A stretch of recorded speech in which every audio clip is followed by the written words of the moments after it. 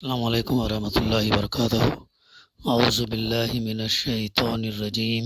بسم اللہ الرحمن الرحیم۔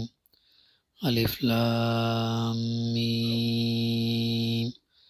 ذالک الکتاب لا ریب فیہ ھدی للمتقین الذین یؤمنون بالغیب ویقیمون الصلاۃ ومما رزقناہم ینفقون۔ صدق اللہ العلی العظیم۔ رب اشرح لی صدری ویسر لی امری واحلل عقدۃ من لسانی یفقہوا قولی رب زدنی علما۔ الف لام میم، یہ اللہ کی کتاب ہے، اس میں کوئی شک نہیں ہے، ہدایت ہے ان پرہیزگار لوگوں کے لیے جو غیب پر ایمان لاتے ہیں، نماز قائم کرتے ہیں، جو رزق ہم نے ان کو دیا ہے اس میں سے خرچ کرتے ہیں۔ سورہ البقرہ کی ابتدائی 3 آیت، جس کی تلاوت اور ترجمانی ابھی میں نے پیش کیا۔ گزشتہ سے اس صورت کی تفسیر کا سلسلہ الحمدللہ جاری ہے، اور ہمارے مطالعے میں یہ بات آئی، حروف مقطعات کے تعلق سے بات آئی، اور ذالک الکتاب لا ریب، یہ قرآن مجید اللہ کی کتاب ہے اور اس میں کوئی شک کی گنجائش ہی نہیں ہے، انسان سوچ بھی نہیں سکتا، کیونکہ مالک کائنات کی جانب سے ہے۔ پھر اس کے بعد فرمایا گیا ہدایت ہے ان پرہیزگار لوگوں کے لیے، یعنی ان لوگوں کے لیے جو تقوی اختیار کرتے ہیں۔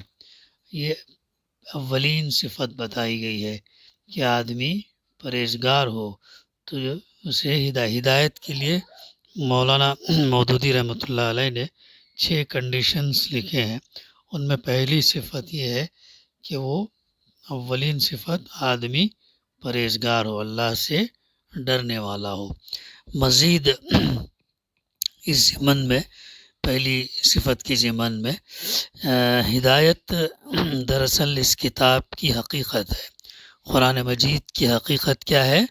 ہدایت ہے، گائیڈنس ہے۔ ثواب تو نیچرلی، قدرتی طور پر اللہ کا جو وعدہ ہے، جو اللہ کے رسول صلی اللہ علیہ وسلم نے فرمایا کہ ہر لفظ کے لیے 1 نیکی اور ہر لفظ کے لیے 10 نیکی اور بڑھ کر بھی ہو سکتی ہے، لیکن اس کا بنیادی مقصد جو ہے ہدایت ہے، گائیڈنس ہے، رہنمائی ہے۔ اور قرآن مجید کا جب ہم مطالعہ کریں، قرآن مجید کو جب ہم پڑھیں سمجھنے کے لیے اور عمل کرنے کے لیے، تو دراصل قرآن کو پڑھنے کا، سمجھنے کا ہمارا مقصد یہ ہونا چاہیے کہ ہم اس کو اپنی عملی زندگی میں اختیار کریں، انفرادی طور پر بھی اور خاندان کے اپنے افراد کے اندر بھی جو اس کو اختیار کریں۔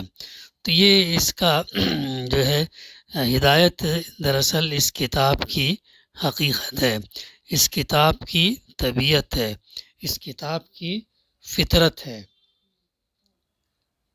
اس کتاب کی فطرت ہے اور اس کتاب کی ماہیت ہے۔ لیکن کس کے لیے، کن لوگوں کے لیے وہ ہدایت نور ہے؟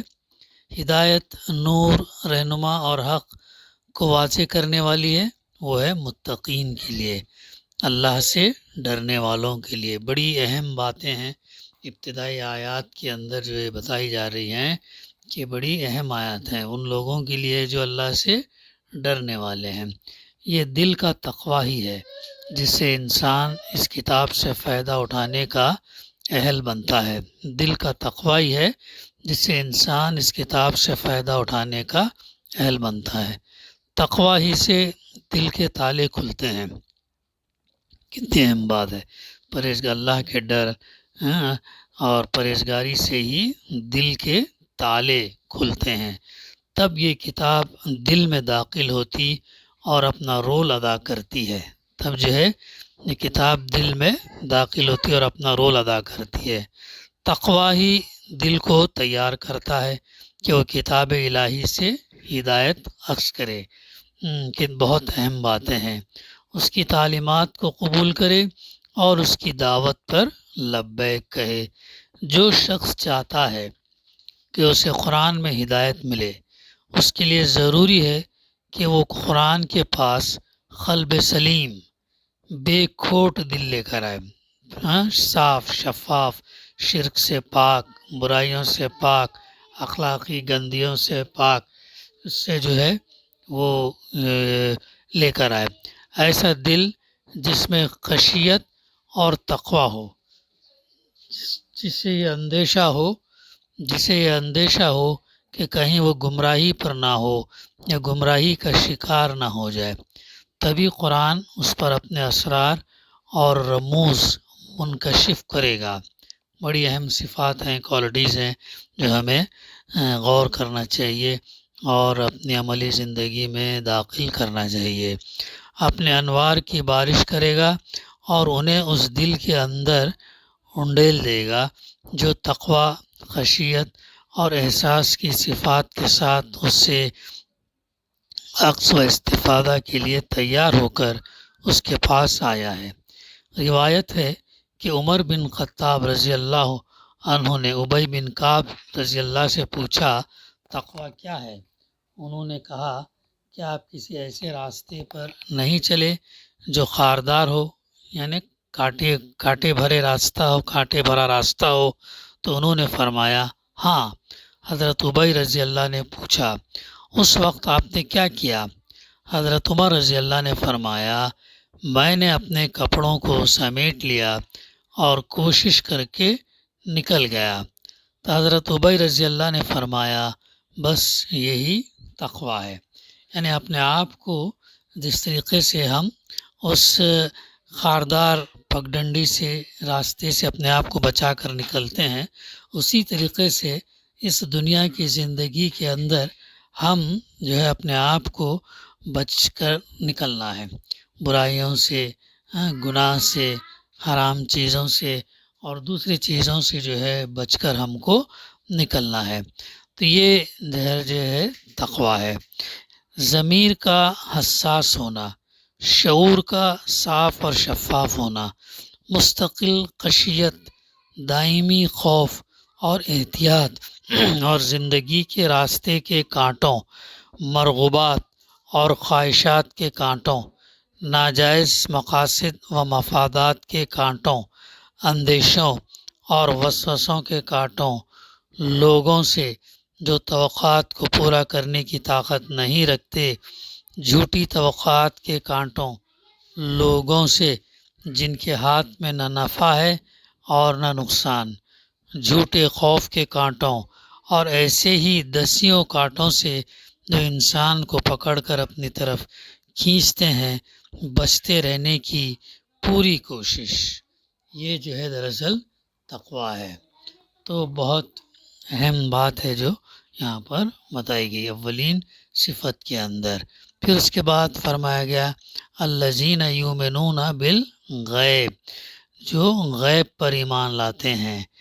یہ قرآن سے فائدہ اٹھانے کے لیے دوسری شرط ہے۔ قرآن مجید سے فائدہ اٹھانے کے لیے دوسری شرط کیا ہے؟ غیب پر ایمان لاتے ہیں۔ غیب سے مراد وہ حقیقتیں ہیں جو انسان کے حواس سے پوشیدہ ہیں اور کبھی براہ راست عام انسانوں کے تجربے اور مشاہدے میں نہیں آتے، مثلاً اللہ کی ذات اور صفات، ملائکہ، وحی، جنت، دوزخ وغیرہ۔ ان حقیقتوں کو بغیر دیکھے ماننا اور اس اعتماد پر ماننا کہ نبی ان کی خبر دے رہا ہے، ایمان بالغیب ہے۔ آیت کا مطلب یہ ہے کہ جو شخص ان غیر محسوس حقیقتوں کو ماننے کے لیے تیار ہو، صرف وہی قرآن مجید کی رہنمائی سے فائدہ اٹھا سکتا ہے۔ بہت اہم بات ہے، جو غیر محسوس حقیقتوں کو ماننے کے لیے تیار ہو، وہی قرآن مجید سے فائدہ اٹھا سکتا ہے۔ رہا وہ شخص جو ماننے کے لیے دیکھنے اور چکھنے اور سونگھنے کی شرط لگائے اور جو کہے کہ میں کسی ایسی چیز کو نہیں مان سکتا جو ناپی اور تولی نہ جا سکتی ہو، تو وہ اس کتاب سے ہدایت نہیں پا سکتا۔ یہ ایک بڑا اہم نقطہ ہے۔ ایمان بالغیب ہی کے نتیجے میں انسان دراصل حیوان، جانور کے مقام سے اوپر اٹھ کر انسان کے مقام پر فائز ہوتا ہے۔ حیوان انہی اشیاء کا ادراک کرتا ہے جن کا ادراک اس کے حواس کرتے ہیں، جبکہ انسان کو اس حقیقت کا ادراک ہے کہ کائنات اس مختصر اور محدود دائرے سے کہیں عظیم اور وسیع ہے جس کا ادراک انسانی حواس یا آلات جو حواس کے مددگار ہیں کرتے ہیں۔ انسان کے اس ذہنی سفر کے پوری کائنات کی حقیقت، انسان کے اپنے وجود کی حقیقت اور کائنات کے نظام میں کار فرما قوتوں کی حقیقت کے سلسلے میں انسان کے تصور اور کائنات کے پیچھے جو قدرت اور جو تدبیر کام کر رہی ہے اس کے سلسلے میں انسانی احساسات پر بہت دور رس اثرات مترتب ہوتے ہیں۔ اسی طرح کرۂ ارض میں انسانی زندگی پر اس کے گہرے اثرات واقع ہوتے ہیں۔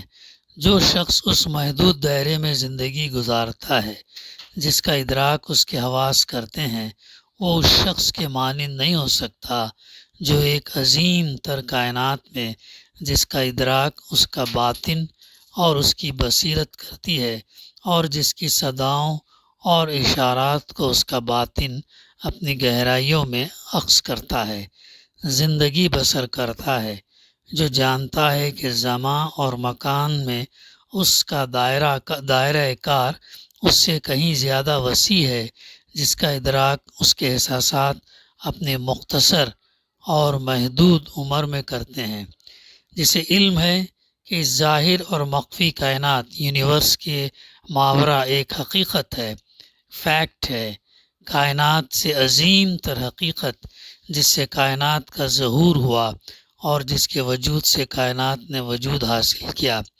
ذات خداوندی کی حقیقت یعنی اللہ کی حقیقت جسے نہ نگاہیں پا سکتی ہیں نہ وہ انسانی عقل کی گرفت میں آ سکتی ہیں۔